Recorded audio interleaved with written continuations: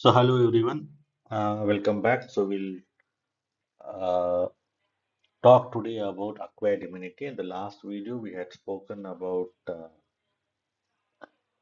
innate immunity, which is like our body's own mechanism because of our genetics and is not anywhere exposed to or related to our exposure to infection. Okay. Now we'll talk today about acquired immunity. So that is related to our exposure to various antigens and little bit of our composition also. Okay, right. So in case நீங்கள் வந்து inherit immunity உடைய அந்த video பார்க்கலன்னா பார்த்துட்டு வந்துடுங்க. டிஸ்கிரிப்ஷனில் ஒரு link கொடுத்துட்றேன், மேலே ஐ கார்ட்லேயும் போட்டுடுறேன். அதை பார்த்துட்டு வாங்க, இன்னும் கொஞ்சம் பெட்டராக புரியறதுக்கான வாய்ப்புகள் இருக்கு. ஸோ லாஸ்ட் டைம் நம்ம பார்த்தப்போ we were talking about innate immunity. அதில் வந்து நம்ம ரொம்ப இதாக சொன்னோம். அதில் வந்து நான் ஸ்பெசிஃபிக் இருக்கு, ஸ்பெசிஃபிக் இருக்கு, அதனுடைய வேரியஸ் லெவல்ஸ் எல்லாமே நம்ம டிஸ்கஸ் பண்ணியிருந்தோம். ஸோ இன்னைக்கு பார்த்தீங்கன்னா நம்ம அக்வைர்ட் பற்றி பார்க்க போகிறோம். அக்வைர்டுடைய மெயின் கிளாசிஃபிகேஷன் பார்த்தீங்கன்னா அதை ஆக்டிவ் இம்யூனிட்டின்னு சொல்லலாம், பேசிவ்னு சொல்லலாம். இப்போ ஆக்டிவ்னு சொன்னோம்னா பாடி அது தானாக ஒரு ஆக்டிவாக ஒரு வேலை செஞ்சு இந்த இம்யூனிட்டியை கிரியேட் பண்ணுறது. ஓகே, அதாவது வீட்டில் சமைக்கிற மாதிரி பல வேலைகள் செஞ்சு சமையல் பண்ணி கொண்டு வந்து சாப்பிட்றது ஆக்டிவ்னு வச்சுக்கோங்க. பேசிவ்னு பார்த்தீங்கன்னா அது வந்து பாடியோடைய என்ன சொல்றது, அதோடைய கம்ப்ளீட் ஒரு ரோல் இருக்காது. ஜொமேட்டோவில் சாப்பாடு ஆர்டர் பண்ணி சாப்பிட்ற மாதிரின்னு வச்சுக்கோங்களேன். ஸோ அதுதான் வந்து அந்த ஆக்டிவ் பேசிவ்க்கான ரொம்ப சிம்பிளாக சொல்லணும்னா அதுதான் அதோடைய டிஃப்ரென்ஸ். ஸோ இந்த அக்வைர்ட் இம்யூனிட்டின்றது நம்ம வாழ்நாளில் நம்ம சந்திக்கிற மைக்ரோப்ஸ், நம்ம இன்ஃபெக்ட் பண்ணுற மைக்ரோப்ஸ், நம்மளை எக்ஸ்போஸ் ஆகிற மைக்ரோப்ஸ் அகேன்ஸ்டாக நம்ம எடுக்கிற இம்யூனிட்டி தான் இந்த அக்வைர்ட் இம்யூனிட்டின்னு சொல்கிறது. ஸோ ஃபர்ஸ்ட் நம்ம இந்த கிளாசிஃபிகேஷனில் ஃபர்ஸ்டாக இருக்கிறது acquired active immunity. Okay, so இது என்ன, இது எப்படி இந்த இந்த அக்வைர்ட் ஆக்டிவ் இம்யூனிட்டி எப்படி வருதுன்னு பார்த்தோம்னா, நம்ம ஆல்ரெடி நம்ம உடம்புல வந்திருக்கக்கூடிய எல்லாட்டமே வந்து ஒரு இன்ஃபெக்ஷன் தான் வரணுன்ற அவசியம் கிடையாது. நம்ம ஒரு பாக்டீரியாவுக்கோ ஒரு வைரஸ்க்கோ நம்ம எக்ஸ்போஸ் ஆகிருக்கலாம். அது வந்து பாடி சக்ஸஸ்ஃபுல்லாக டிஃபெண்ட் பண்ணி நமக்கு இன்ஃபெக்ஷன் வராமல் தடுத்துருக்கலாம். ஆனால் பாடியோடைய டி செல்ஸ் எல்லாத்துக்குமே தெரிஞ்சு போச்சு, ஓகே இந்த மாதிரி ஒரு வைரஸ் இருக்கு, இல்லை இந்த மாதிரி ஒரு பாக்டீரியா இருக்குன்னு தெரிஞ்சிச்சு. ஸோ அதுக்கேற்ற மாதிரியும் ஆன்டிபாடிஸ் டி செல்ஸ் எல்லாமே டெவலப் பண்ணி வைக்கும். So it's is a result of a antigenic stimulus. So அதனால நம்ம பாடி அதுக்கேற்ற மாதிரி அடாப்ட் பண்ணிக்கும். So it's called as a adaptive immunity also. Okay, so இதில் என்ன ஆகும், நம்முடைய ஹோஸ்ட் நம்ம உடம்புல இருக்கக்கூடிய இம்யூன் சிஸ்டம் ஃபுல்லாக ஆக்டிவாக இன்வால்வ் ஆகி சண்டை போடுறதுனால இட்ஸ் அ ஆக்டிவ் இன்வால்மெண்ட் இருக்கலாம். இதில் வந்து இந்த இன்வால்மெண்ட் காரணமாக டிபெண்டிங் ஆன் த ஆன்டிஜன், இப்போ எந்த பாக்டீரியாவோ வைரஸோ என்ன வந்திருக்கோ அந்த பாக்டீரியா ஒரு வைரஸ் உடைய ஒரு ஸ்ட்ரக்சருக்கு ஏற்ற மாதிரி சம்டைம்ஸ் ஆன்டிபாடிஸ் ப்ரொடியூஸ் ஆகலாம், இல்லைன்னா ஆன்டிஜென்ஸும் இம்யூனாலஜிக்கல் செல்ஸ் அதாவது டி செல்ஸும் ப்ரொடியூஸ் ஆகலாம். டிபெண்டிங் ஆன் தி ஆன்டிஜன் அது ப்ரொடியூஸ் ஆகலாம். ஓகே, ஸோ என்ன ஆகும், ஃபர்ஸ்ட் ஒரு ஆன்டிஜன் வந்த உடனே இது என்ன இது அப்படின்னு நம்ம புரிஞ்சு அது ஆக்டிவ் ஆகி அதனுடைய செல்ஸ்லாம் ப்ரொடியூஸ் பண்ணி நம்ம வந்து நம்ம வேலை செய்யறதுக்கு டைம் எடுக்கும். ஸோ கொஞ்சம் இனிஷியல் ஃபர்ஸ்ட் டைம் இந்த ஆன்டிஜன் பார்க்கும்போது எப்பவுமே கொஞ்சம் டைம் எடுக்கும். ஸோ இனிஷியல் என்ன ஆகும், நமக்கு ஆல்ரெடி இருக்கக்கூடிய ஆன்டிபாடிஸ் வச்சு டீல் பண்ண முடியுமா அப்படின்னு பார்க்கும்போது ஸோ என்ன ஆகும், கொஞ்சம் ஒரு ஜென்ரல் இம்யூனோகுளோபுலன்ஸ்லாம் கொஞ்சம் ஒரு அளவு குறைஞ்சேன்னா அந்த ஆன்டிஜன் கூட போராடும்போது கொஞ்சம் ஆன்டிஜென்ஸ்லாம் ஆன்டிபாடிஸ் எல்லாம் யூஸ் ஆகும். அதனால கொஞ்சம் ஒரு லோவர் டிப் வந்துட்டு தென் அந்த ப்ராப்பரான ஆன்டிஜன் எதுன்னு கண்டுபிடிச்சு அதுக்கான ப்ராப்பரான ஒரு லெவல்ஸ் ப்ரொடியூஸ் ஆகி இம்யூனிட்டி டெவலப் ஆகும். ஸோ என்ன ஆகும்னா தி இந்த இம்யூனிட்டி ஒன்ஸ் இதான் ஆன்டிஜன், இதுக்கு இந்த செல்ஸ் தான் இதுக்கு தேவை, இல்லைன்னா இந்த இம்யூனோகுளோபுலின் தான் அதுக்கு தேவைன்னு ஒரு முடிவுக்கு வந்ததுக்கு அப்புறமா இம்யூனிட்டி ஸ்லோவாக செட் ஆகும். ஆனால் இது வந்து லாங் லாஸ்டிங்காக இருக்கும். இது வந்து இதே ஒரு ஆன்டிஜன், ஃபார் எக்ஸாம்பிள் இப்போ ஒரு டைஃபாய்டு ஆன்டிஜன் வச்சுக்கோங்க, டைஃபாய்டு சால்மனல்லா டைஃபாய்டு வந்திருக்குன்னு வச்சுக்கோங்க.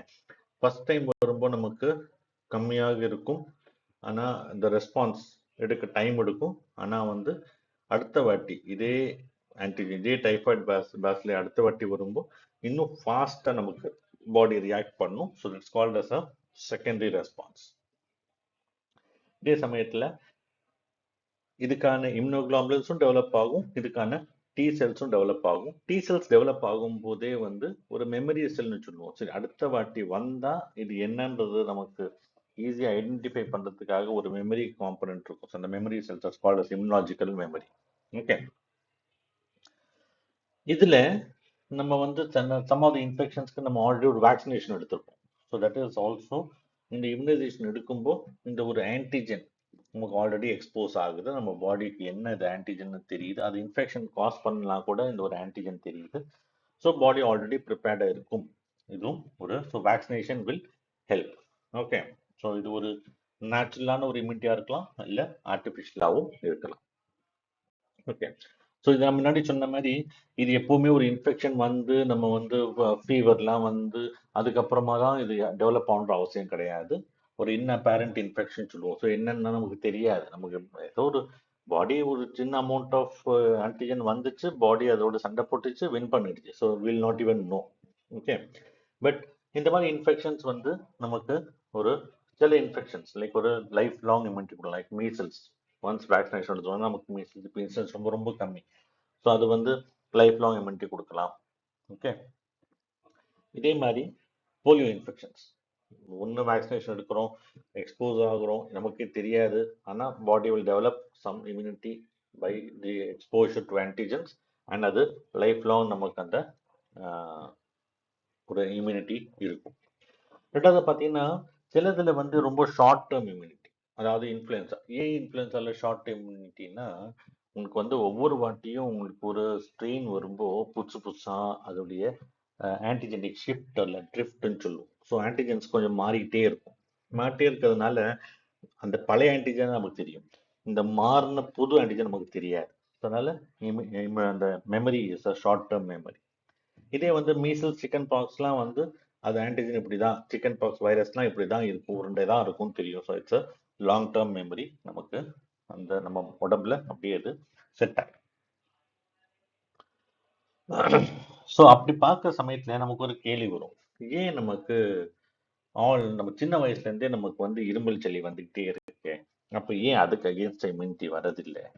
அதுக்குமே வந்து நம்ம ரைனோ வைரஸ் குரூப், அதாவது நிறைய இன்ஃபெக்ஷன்ஸ் வந்து வைரல் இன்ஃபெக்ஷன்ஸ் தான், இல்லை வந்து ஒரு large group of viruses which are not been studied fully. ஏதோ ரைனோ வைரஸ் குரூப் படிச்சிருக்காங்க, ஆனால் வந்து அது ஃபுல்லாக எந்தெந்த காலத்தில் எது வரதெல்லாம் வந்து ஃபுல்லாக ஒரு அதுக்கான வேக்சினேஷனோ எக்ஸ்போஷரோ கிடையாது. அதனால நமக்கு மறுபடியும் வரக்கூடிய சான்ஸ் இருக்கு. ப்ளஸ் செகண்டரி எப்பெல்லாம் வேற சில காரணங்களால நம்மளுடைய பாடியில் இருக்கிற ஒரு இம்யூனிட்டி குறையுதோ அப்போ இந்த இன்ஃபெக்ஷன்ஸ் வரக்கூடிய சான்ஸ் அதிகமாக தான் இருக்கு. ஓகே, ரெண்டாவது something called natural active immunity. So என்ன ஆகும்னா பாக்டீரியல் இன்ஃபெக்ஷன்ஸ் வந்து கொஞ்சம் அதனுடைய இம்யூனிட்டி கொஞ்சம் ரொம்ப ஓவரா நம்ம பாடியை எக்ஸைட் பண்ணாது, கொஞ்சமாக தான் வரும். அதுலேயே வேற ஒரு டிஃப்ரெண்ட் டைப் ஆஃப் இம்யூனிட்டி என்னன்னா அந்த இன்ஃபெக்ஷன் இருக்கிற வரைக்கும் மட்டும் புதுசாக இன்ஃபெக்ஷன் வராமல் பார்த்துக்கும். ஃபார் எக்ஸாம்பிள் வந்து syphilis, it's called as a premunition. So அதில் என்னன்னா ரீஇன்ஃபெக்ஷன் வராமல் பார்த்துக்கும். அந்த சிஃபிலிஸ் ஆக்டிவாக இருக்கிற வரைக்கும் மறுபடியும் ஒரு ட்ரிப்பனிமா வந்து நம்மளை அஃபெக்ட் பண்ண முடியாது. ஸோ அந்த நேரம் வரைக்கும் பார்த்துக்கும். ஓகே, ஸோ அதான் வந்து ப்ரெமினேஷன் சொல்கிறோம். ரெண்டாவது ஆர்டிஃபிஷியல் ஆக்டிவ் இம்யூனிட்டி, அதாவது நம்ம வேக்சின்ஸ் போடுறதுனால வரக்கூடிய இம்யூனிட்டி. ஸோ வேக்சின்ஸில் பேசிக்காக என்ன பண்ணுறோம் அப்படின்னு பார்த்தீங்கன்னா பேசிக்காக நம்ம வந்து பாடியோட இம்யூனிட்டி கூட கொஞ்சம் விளையாடுறோம். நம்ம வந்து இன்ஃபெக்ஷன் வந்துச்சு பாரு அப்படின்னு சொல்லி பயமுறுத்துற வேலை. ஸோ பாடி என்ன பண்ணும், ஆஹா இன்ஃபெக்ஷன் வந்துச்சுன்னு சொல்லிட்டு உடனே அதுக்கேற்ற மாதிரி டி செல்ஸோ இம்யூனோகுளோபுல்ஸ் எல்லாம் ரெடி பண்ணி அதை வந்து சண்டை போடுது. ஓகே, ஆனால் வந்து ஆக்சுவலாக பார்த்தீங்கன்னா இந்த நிறைய வேக்சின்ஸ் நம்ம வந்து பேட்டில் வேக்சினாக இருந்தால் லைவ் வேக்சின் சொல்கிறோம். லைவ் வேக்சினில் வந்து this a process called attenuation. அதாவது நம்ம வந்து அந்த பாக்டீரியாவுக்கு அதனுடைய இன்ஃபெக்டிவிட்டியை கம்ப்ளீட்டாக எடுத்துட்டு இம்யூனோஜெனிசிட்டியை மட்டும் விட்டுரும். அதாவது நம்ம உடம்புக்குள்ள வரும்போது நம்மளுடைய டி செல்ஸையும் நம்மளுடைய பி செல்ஸையும் ஆக்டிவேட் பண்ணலாம், அந்த எஃபெக்ட் அதுக்கு இருக்கும், ஆனால் அதனால இன்ஃபெக்ஷன் காஸ் பண்ண முடியாது. இதே மாதிரி கில்டு வேக்சின்ஸ் இருக்கு. ஸோ ஆப்வியஸ்லி கில்டா இருக்கிறதுனால மறுபடியும் அதை ஆக்டிவேட் பண்ண முடியாது. சப்யூனிட் வேக்சின்ஸ் இல்லைன்னா என்னன்னா, சப்யூனிட்னா ஏதாவது ஒரு பர்டிகுலர் சின்ன ஒரு பார்ட், அந்த ஃபுல் பாக்டீரியா கிடையாது, அதோடைய ஒரு செல் வால் ஆக இருக்கலாம், இல்லை செல் வால்ல ஒரு காம்பனண்ட் ஆக இருக்கலாம், அதை மட்டும் எடுத்து வேக்சினை டெவலப் பண்றது.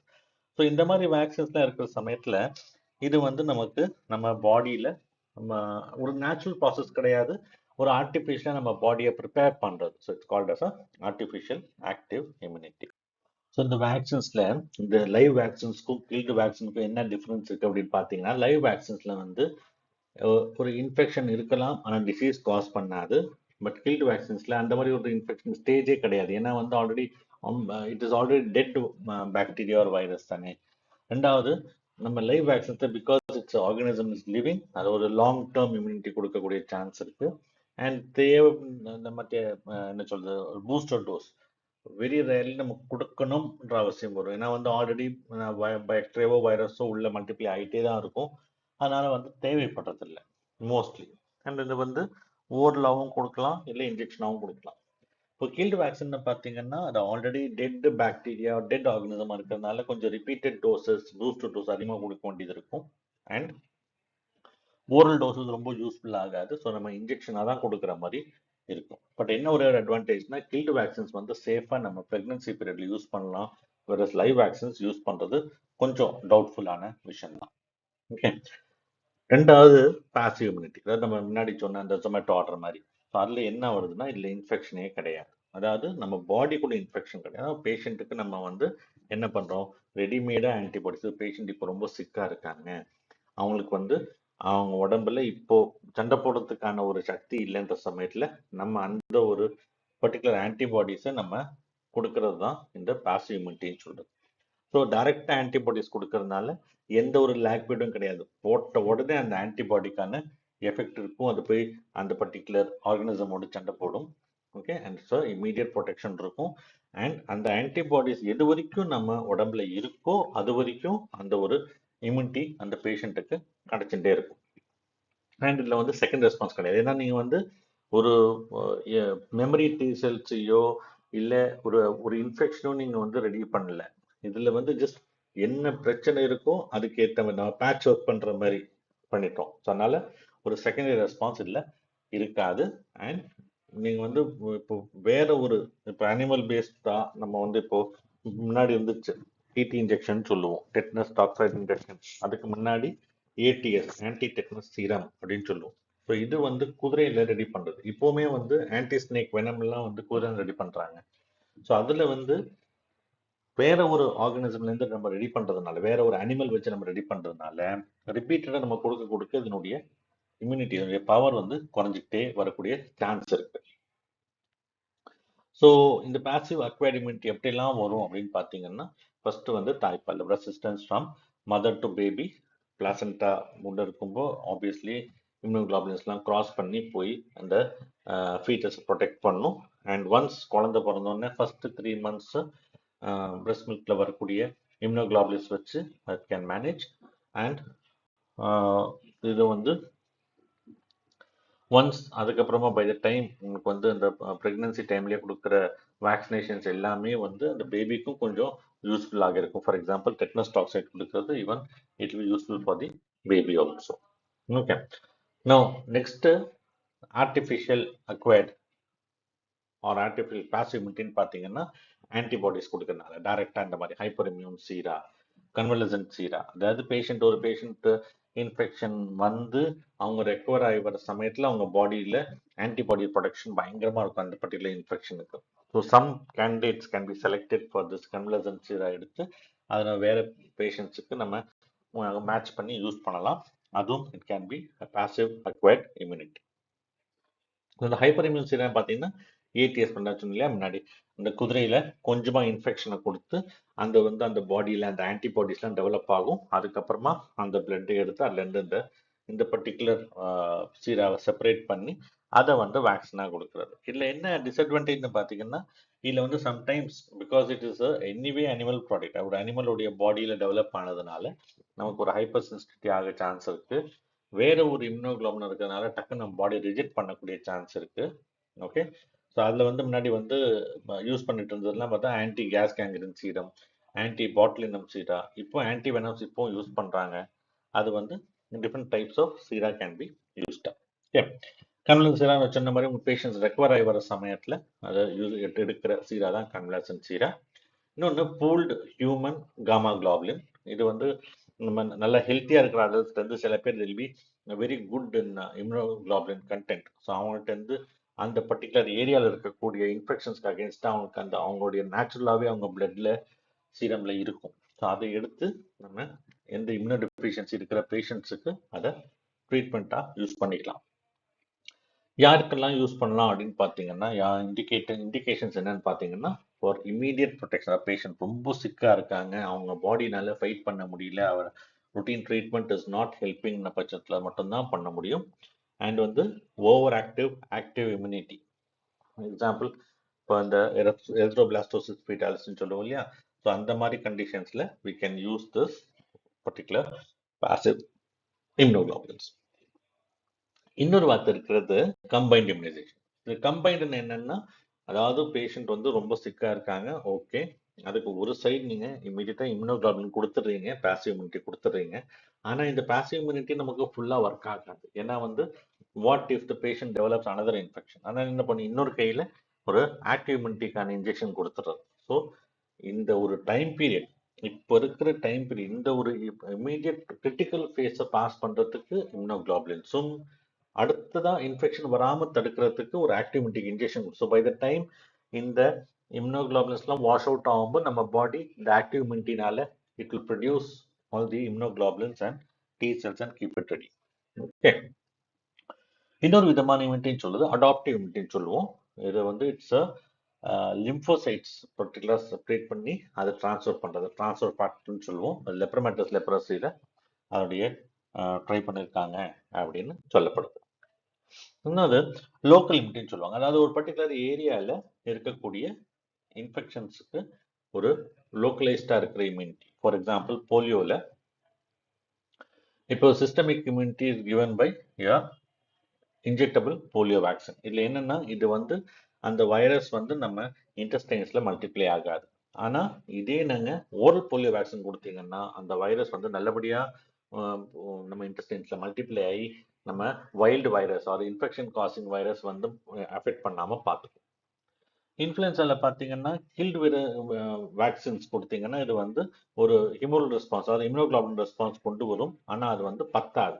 அதனால லைவ் வைரஸை நமக்கு லோக்கல் இம்யூனிட்டியா, அதாவது எங்கே வந்து மியூக்கோசல் சர்ஃபேசஸ் இருக்கும் அங்கே ஐஜிஏவாக கொடுக்கலாம், இல்லைன்னா வந்து மியூக்கோசல் சர்ஃபேஸில் இந்த இன்ஜெக்ஷன்ஸை நம்ம ஸ்ப்ரே மாதிரி கொடுக்கலாம்.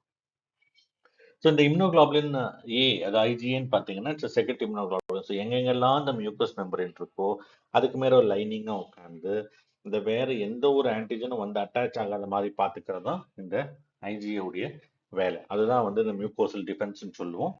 Okay, and another concept is hurt immunity. இது ஹர்ட் இம்யூனிட்டிக்கு வெரி குட் எக்ஸாம்பிள் தான் நம்ம oral polio vaccine. So school டைமில் பசங்களை எல்லாம் கூப்பிட்டு போய் ஒரு டேட் ஃபிக்ஸ் பண்ணி எல்லாருக்கும், ஒரு 5 வயசு கம்மியாக இருக்கிற பசங்க எல்லாருக்கும் ஒரே நேரத்தில் ஒரு வேக்சினேஷன் போட்டிருப்பாங்க. ஸோ அது என்ன ஆகும்னா, ஒரு ஸ்பெசிஃபிக் டேயில் ஒரு லார்ஜ் நம்பர் ஆஃப் வேக்சின்ஸை நம்ம கொடுக்கறதுனால அந்த பர்டிகுலர் பாப்புலேஷன் ஒரு ஹர்ட் இம்யூனிட்டி டெவலப் ஆகும். அதனால வந்து நமக்கு இந்த கம்யூனிகபிள் டிசீஸ், இந்த போலியோவை நமக்கு அவாய்ட் பண்ணக்கூடிய சான்சஸ் அதிகம். ஸோ இந்த இம்யூனிட்டி எப்படி மெஷர் பண்ணலாம் அப்படின்னா வந்து எக்ஸாக்டாக மெஷர் பண்ணுறது கொஞ்சம் கஷ்டம். ஆனால் வந்து you can demonstrate the patient is having specific antibodies. Okay, அதுவுமே வந்து ரொம்ப கிளியர் கட்டாக, அதாவது இந்த இன்ஃபெக்ஷனுக்கு இந்த ஆன்டிபாடி இருக்குன்னு சொல்லலாம். ஆனால் வந்து எந்த அளவுக்கு ஆன்டிபாடி இருக்கு அப்படின்றத நம்மளால ரொம்ப கிளியர்ட்டாக சொல்ல முடியாது. பட் இருந்தாலும் some of the methods which can be used is your agglutination, precipitation, complement fixation, hemagglutinin inhibition, neutralization and நம்ம ELISA மெத்தடில் ட்ரை பண்ணலாம். அண்ட் உங்களுக்கு வந்து இப்போ அசை பண்ணணும் அப்படின்னா இன்விட்ரோ, அதாவது வெளியில் ஏதோ போட லேப்லையும் பண்ணலாம், இன்வைவும் பண்ணலாம். அண்ட் செல்பேட் இம்யூனிட்டிக்கு ரொம்ப ஈஸியாக பண்ணக்கூடியது நமக்கு இந்த டிலேட் ஹைப்பர் சென்சிட்டிவிட்டி, ஸ்கின்ல டிலேட் ஹைப்பர் சென்சிட்டிவ் மேன்டோ டெஸ்ட் பண்ணுறோம் இல்லையா, அது ஆர் செல் இம்யூனிட்டிக்காக இன்விட்ரோ டெஸ்ட்டும் பண்ணலாம். ஸோ இதுதான் வந்து பேசிக்காக ஒரு ஒரு very very brief overview of what is acquired immunity. நான் வந்து எல்லா கான்செப்ட்லையும் ரொம்ப நான் டீட்டெயில்டாக போகலை. இது ஜஸ்ட் ஒரு ஐடியா கொடுக்கறதுக்காக மட்டும்தான், அதாவது இது என்ன, what is this acquired immunity அப்படின்றது ஒரு ஐடியா கொடுக்காக மட்டும்தான். Thank you for listening.